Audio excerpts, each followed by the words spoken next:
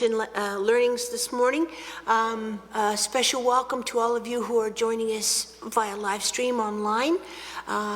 For your information, washrooms can be accessed through this archway here on my left, your right, or if you're brave enough to do the labyrinth, y'all can go down the stairs and follow the yellow brick road and eventually find a toilet down there, but this is way easier. This is our last in this series, a session which was designed to allow for some questions to be asked. I have I have a bundle of questions for our panelists, and afterwards, if there's time, we will allow some questions from the floor. We welcome back Mr. Ahmed Kafafi, Reverend Patricia Davis, Reverend Dr. Kyle Norman, and the Venerable Gawa Kandro here with us this morning at St. Paul's. And unfortunately, Rabbi Marcy was unable to attend today. I believe it's Purim coming up, so she'd be otherwise occupied. So I'll get along with our first question, and this question is for Ahmed. Just a reminder to our panelists, please speak into the microphone so that everybody can hear you.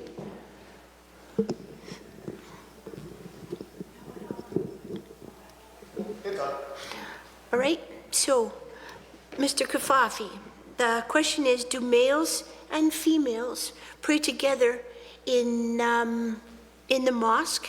And if not, why? And do they pray the same prayers?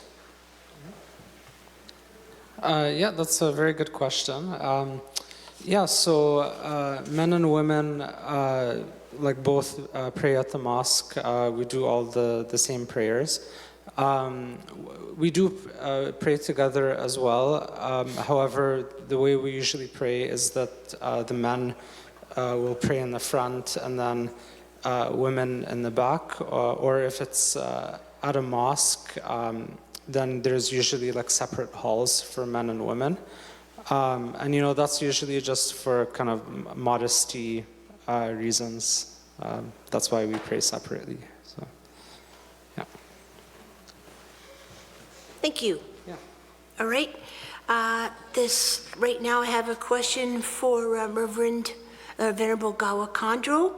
And this question is, do Buddhists believe in an afterlife? And how large is the Buddhist community here in the city of Kamloops and area? Hi.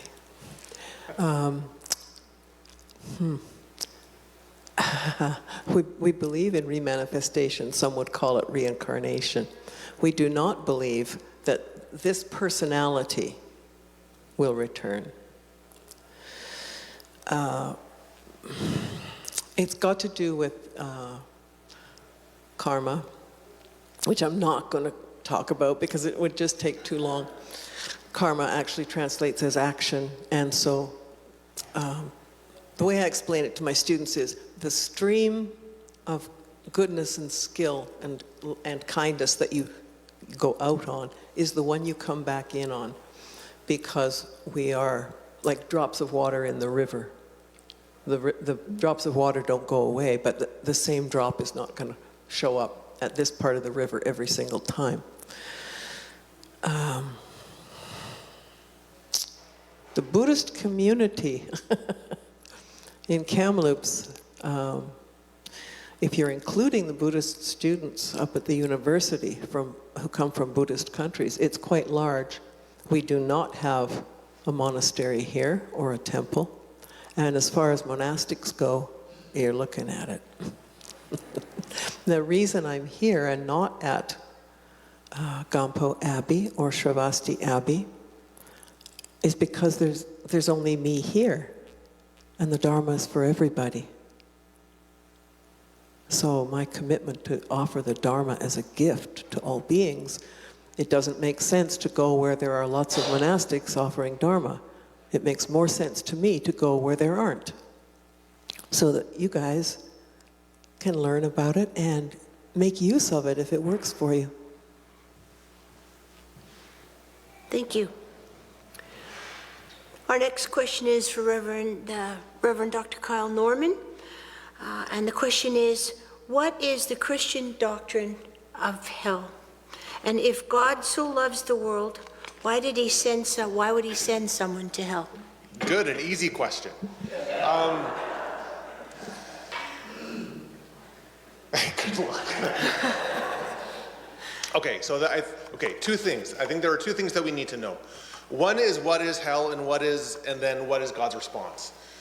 So when we look at what Jesus said about hell, this place of fire and weeping of the gnashing of the teeth, he always uses a specific word, and that word is Gehenna.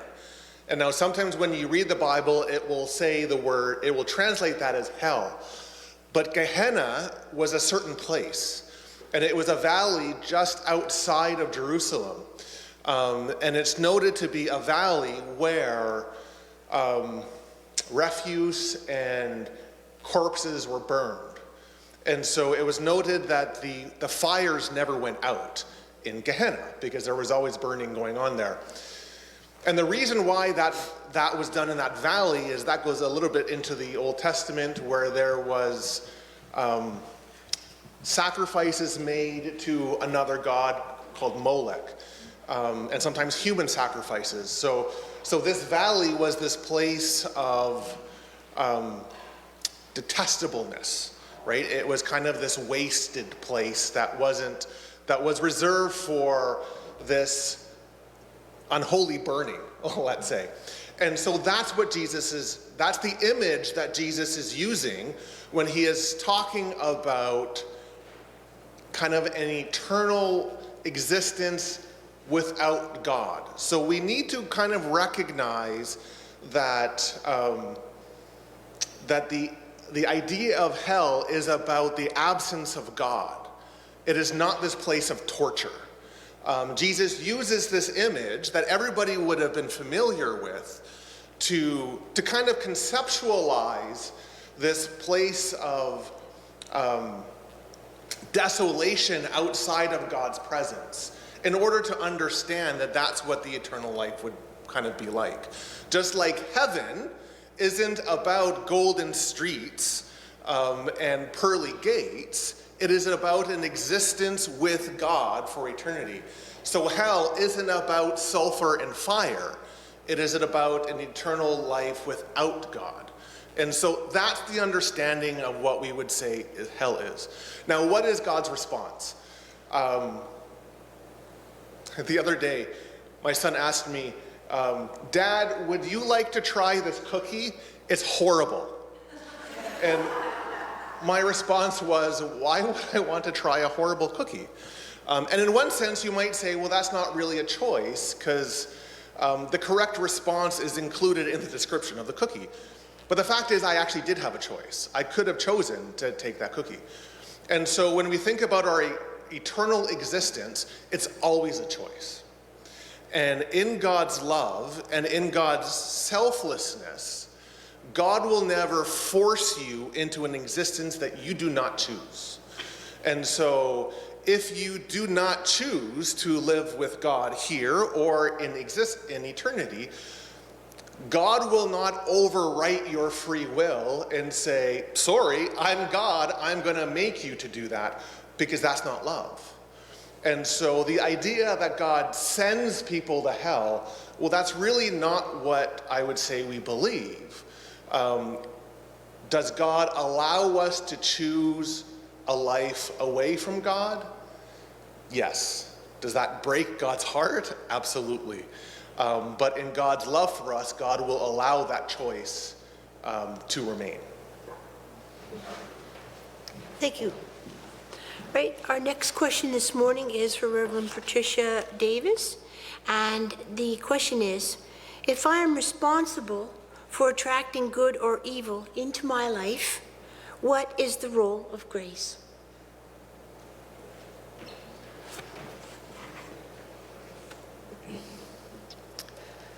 So the question was attracting good and evil.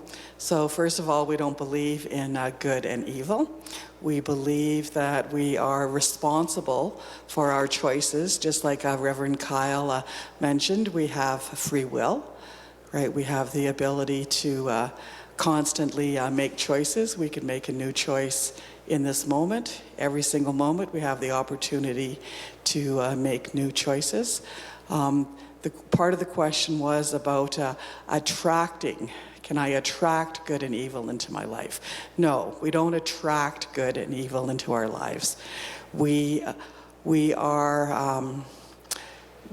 believe in the whole idea of cause and effect.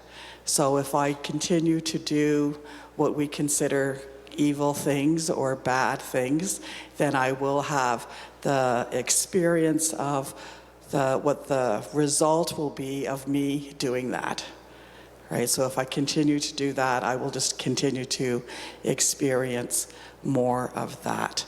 So it's not so much that we attract, it's that there is a universal law of cause and effect that is always happening. And so what we teach in our philosophy is to work on self-realization, I'll just say self-realization. We work on having a deeper understanding of what is happening in our mind. I need to remind you that when the Science of Mind textbook was written in the early 1920s, that was also the rise of human psychology. Prior to that time, there had not really been much work done in that area. So there was the rise of human psychology, where we were just learning to understand our minds, to understand our emotions, to understand the connection between all of that. And of course, over time, up till now, that's really developed. I mean, the whole self-help movement. Like, I don't think there's one person in this room that has never read or picked up some kind of self-help book trying to figure out, why is all of this happening in my life? What's going on in my life? How am I being affected by that? So it's all about learning to be more responsible for our choices, learning to make choices that will allow us to have a greater experience of life, to be in more joy, to be in more happiness, to be in that place of peace and harmony and balance. And we believe that you can't get to that place unless you do some self-examination. So that's a fun journey for those of us that have been on it, or it can feel like a horrible journey, depending on how you choose to look at it. I think there was a second part to that, wasn't there? What was the second part? Yep. What is the role of grace? The role of grace.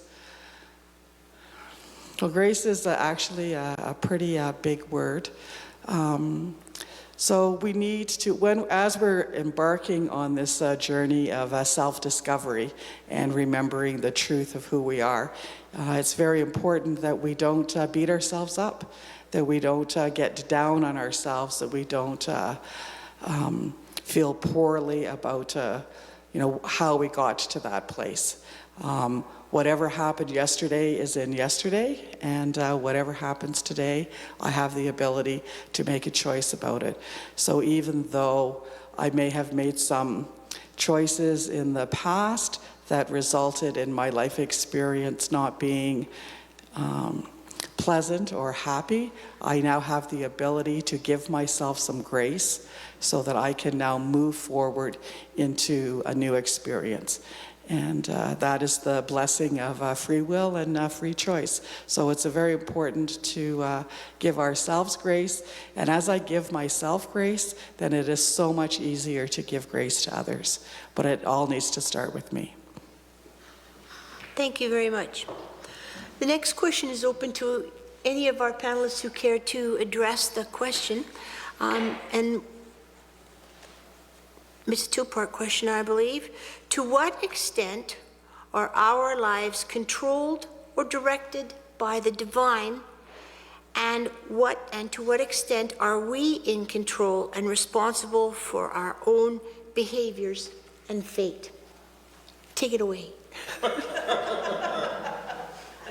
easy one. Oh, well.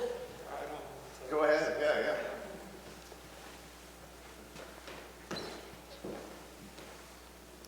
That's quite a complex topic, predestination, right? So this is actually one of the articles of faith in Islam, right, is that nothing happens except with God's decree. Right, so we do believe that God has given us free will to make our own choices, right? Like we all have the choice of believing in God or not. We all have the choice whether to follow His guidance or not. But of course, with our choices, come consequences. Now, we believe in Islam that life is a test, and as such, certain things are ordained for people, right? So,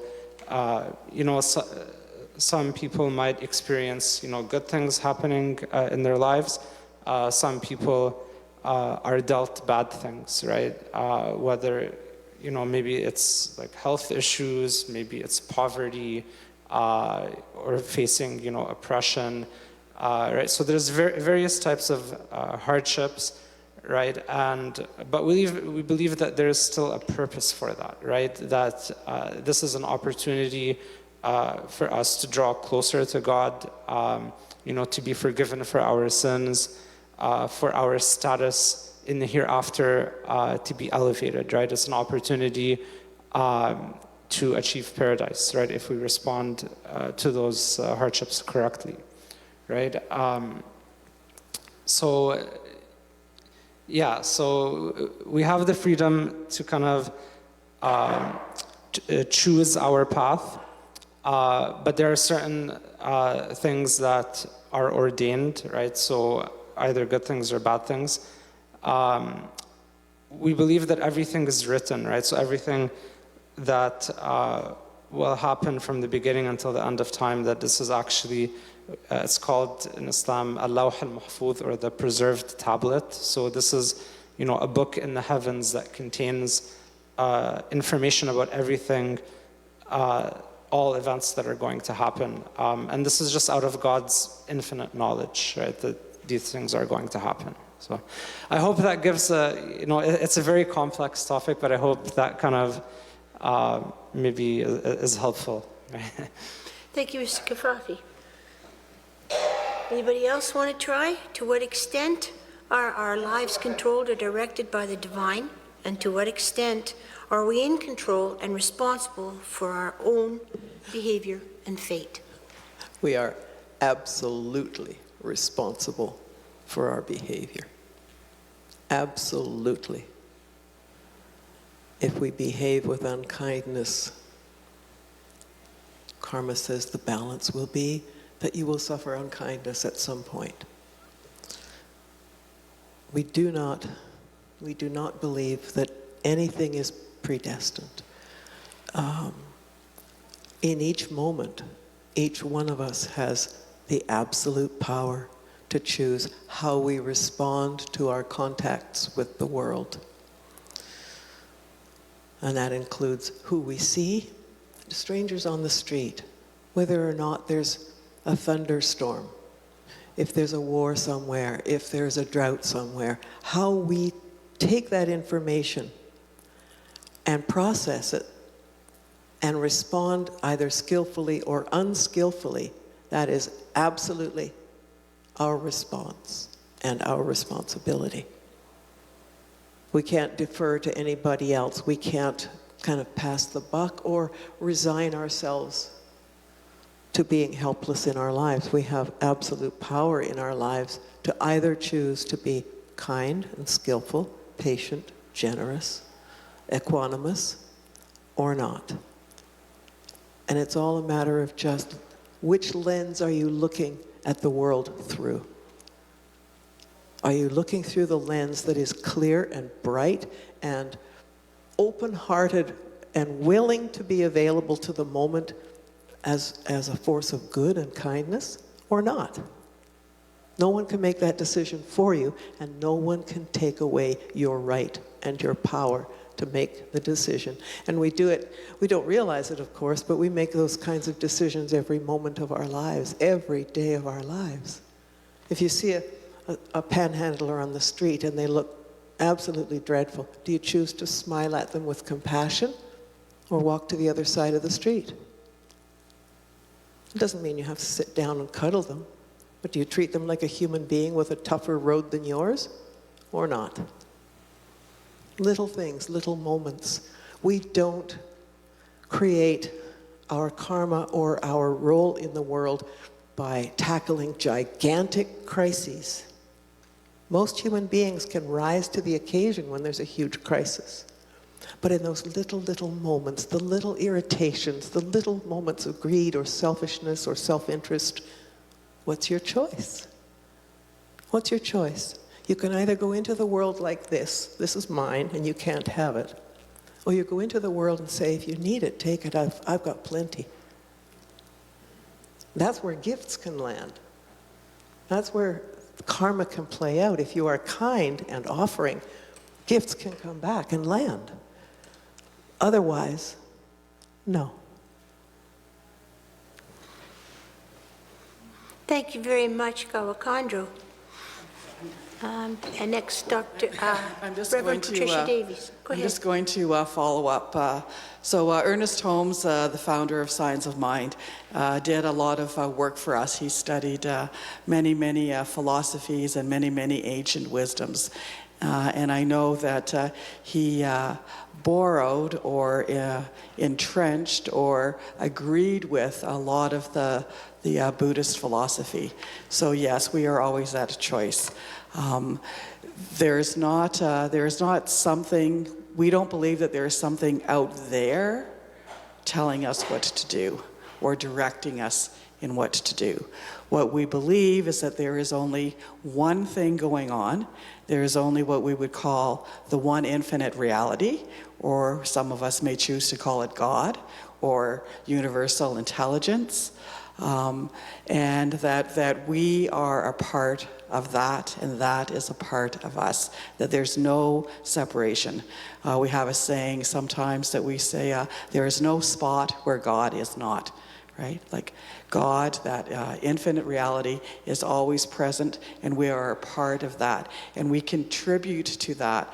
We talk about a race consciousness or a universal consciousness, and all of our thoughts, all of our actions, all of our deeds are contributing to that universal consciousness. So when we look at the state of the world, right, we are all collectively responsible for what is happening in the world. Not that we could necessarily go out and change everything that is happening to the world, but what I do, what I say, what I think, what I believe contributes to the greater, not the greater, it's all one thing. I contribute to that, I feed into that, and it also feeds into me. I'm affected by what is happening in the world, and I can affect what's happening in the world by the state of my small mind consciousness to the larger one consciousness, or one mind as we call it.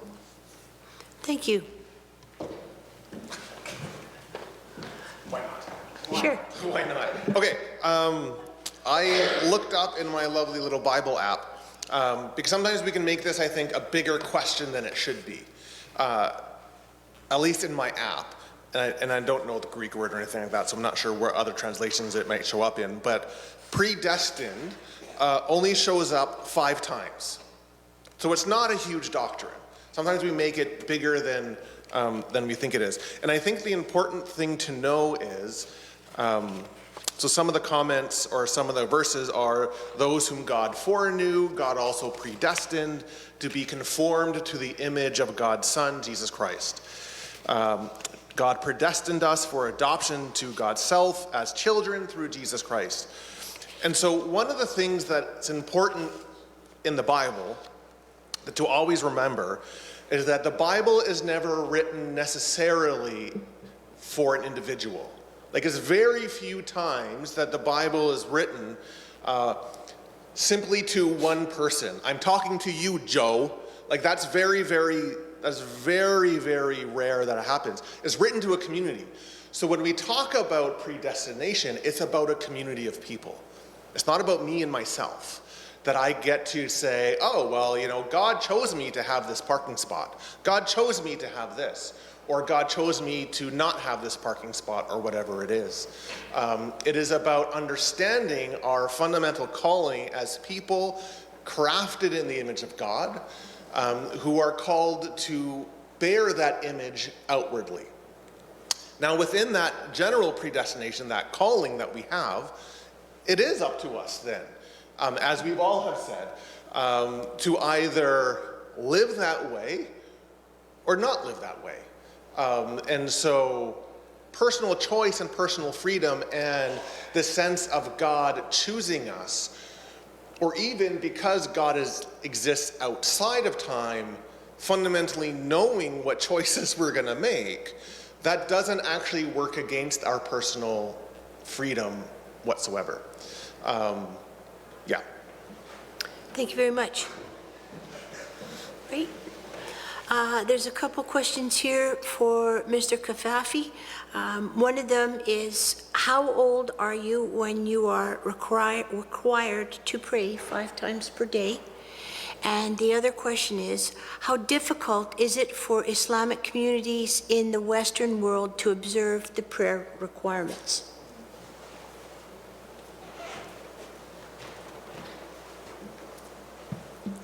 Yeah, a very good question. Thank you.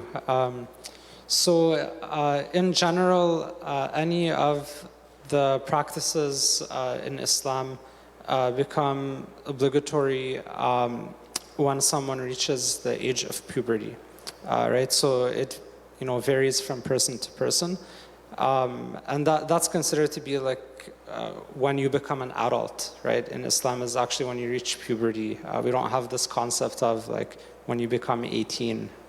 This is actually a very arbitrary, social construct, right? But we believe it's when a person matures, when they reach that age of puberty. That's when prayer and other acts of worship like fasting and so forth become obligatory.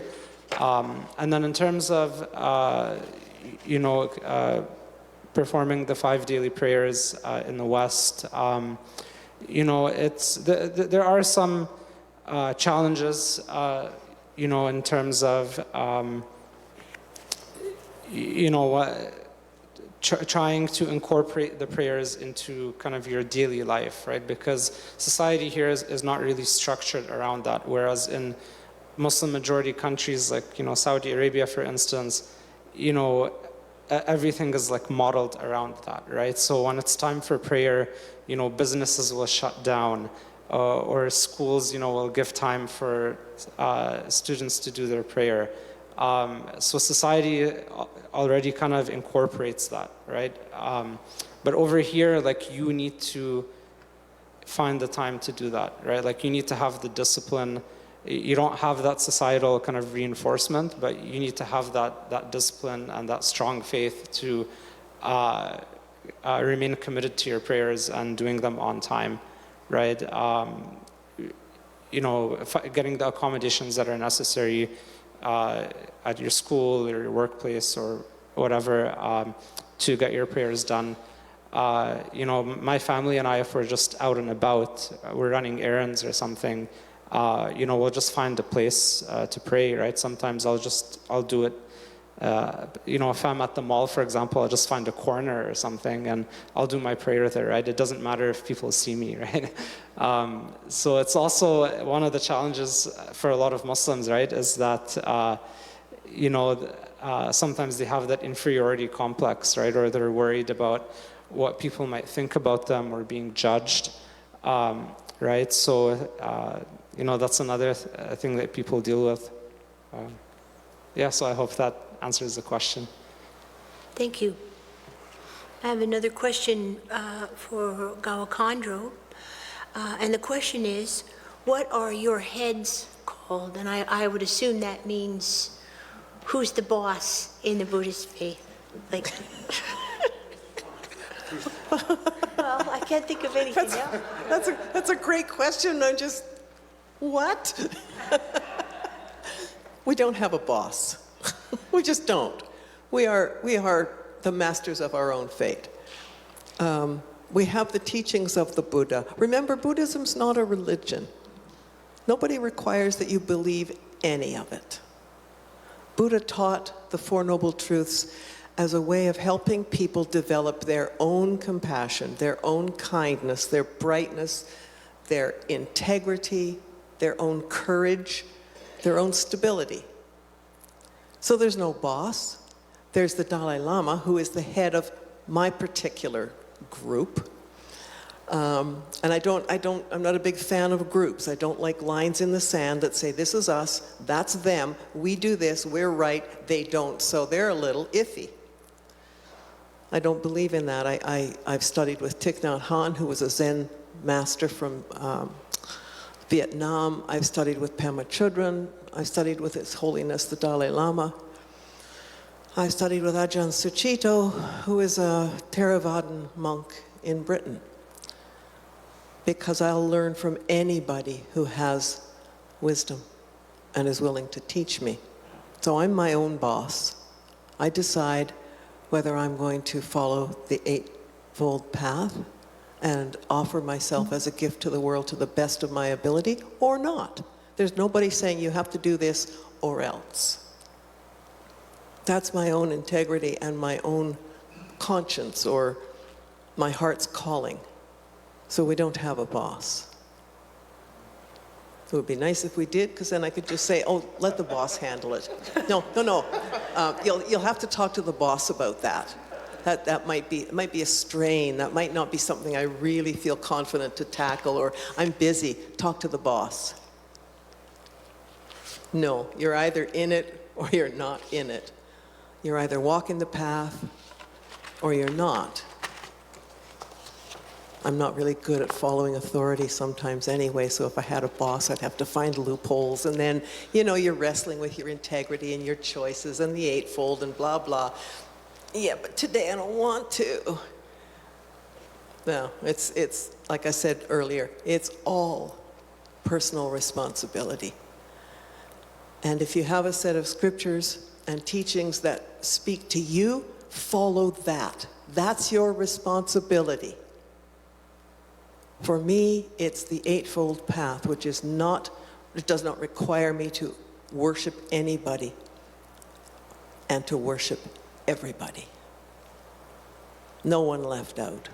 No one less than. Because without all of them, not me. One of the teachings I loved most was, it wasn't a teaching, it was something I came up with myself when I was at Gampo Abbey. Without the insects that pollinated the plants that fed my Neanderthal ancestors, I would not be here. I am here as a result of the kindness, generosity, and lives of all living beings that have gone before me. Because without them, not me. So who do I leave out? Where do I draw the circle? And who stays outside? Nobody. Thank you. There's a couple of short questions here. One in particular for Mr. Kafafi, and the question is the Islamic Association here in Kamloops represent the Shiite or the Sunni branches of Islam?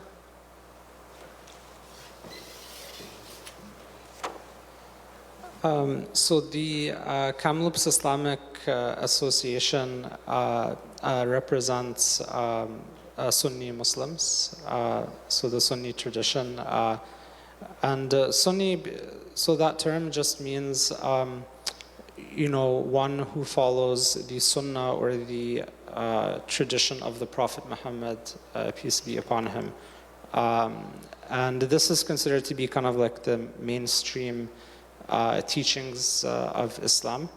And I think about, I don't know the exact percentage, but I think about 70% or so of the world Muslim population is Sunni. I'd have to confirm that number. But yeah, that's kind of like the mainstream sect of Islam. Yeah. Thank you. That's all I have for questions right now. Are there any questions from the floor that you'd care to ask our esteemed panel? If you want to get up and ask a question, there's a microphone there in the aisle. If you would like to ask a question, please feel free to come to the mic and ask away.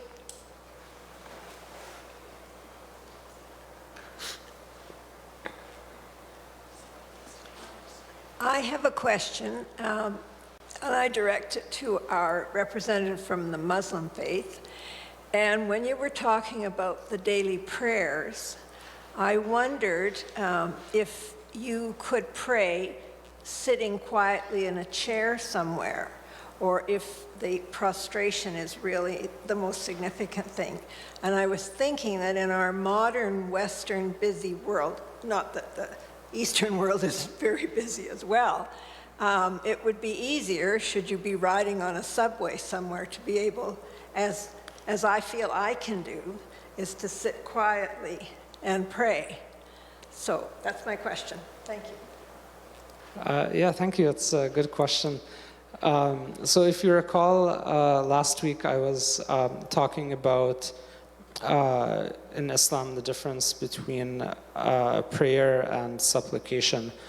So I think what you're referring to is supplication, and that is, there's a lot more flexibility with that, where you can, it's a conversation that you're having with God, right? And you can ask God for whatever you like, right? So whether it's guidance with life choices, whether you're asking for certain blessings or for certain hardships to be removed, right? So that is something where, you could do that anywhere, and you can do it in the manner which you like. But with prayer specifically, it has to be done in a certain way. And we believe that's something that has been divinely legislated and taught to us through the Prophet Muhammad, peace be upon him. So we have to do it in the exact manner which he performed it, right? So we can't really add or subtract anything from it or change anything about it. So that is the prayer is something that is more structured, and we kind of have to follow it to the letter. So I hope that kind of, you were asking about prostration. So yeah, prostration, I would say, is very significant in the prayer. We believe actually that is the time that one is closest to God, is when they are prostrating. And the meaning of it, right, is that you're submitting, your ego and your intellect to God, right? Like when you put your head on the ground, right, you're recognizing that you don't know better than God, right? And that no matter how smart you think you are, or how much you do think you know, you still submit, you kind of put down your ego and your pride, right? And you surrender yourself to God. So that is kind of the meaning behind that. Thank you. Any other questions from the floor? Well, seeing none, before I turn it over to Reverend Kyle for some closing remarks, please be advised that there's coffee and tea and goodies in behind the screen in the narthex area here at the Cathedral. And please join us for a time of fellowship and camaraderie, and any questions that may have popped into your coconut, if you're scared to use a microphone and talk for people. I'm not, but anyways, Reverend Kyle. So what's your question? No, so my question is, actually my comment is, I'd just like to say thank you, and what an honor it's been for me to be enlightened by all of the members of our faith community here in Kamloops. Thank you for your time.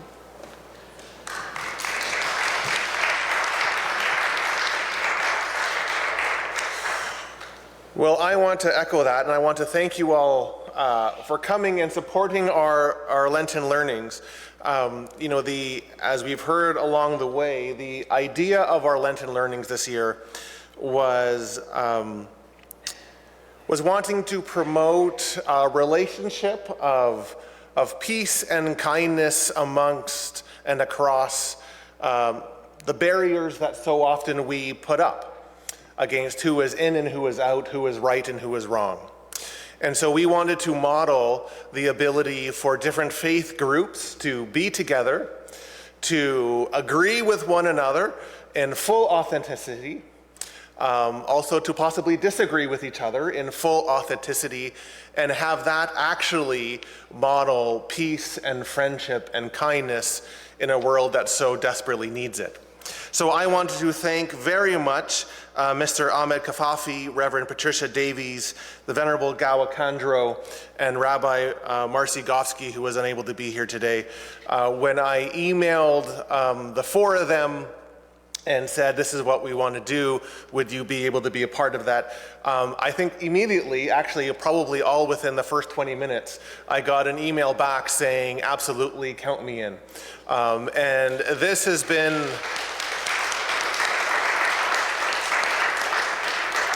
this has been absolutely amazing. I know that I have learned a lot from each of you.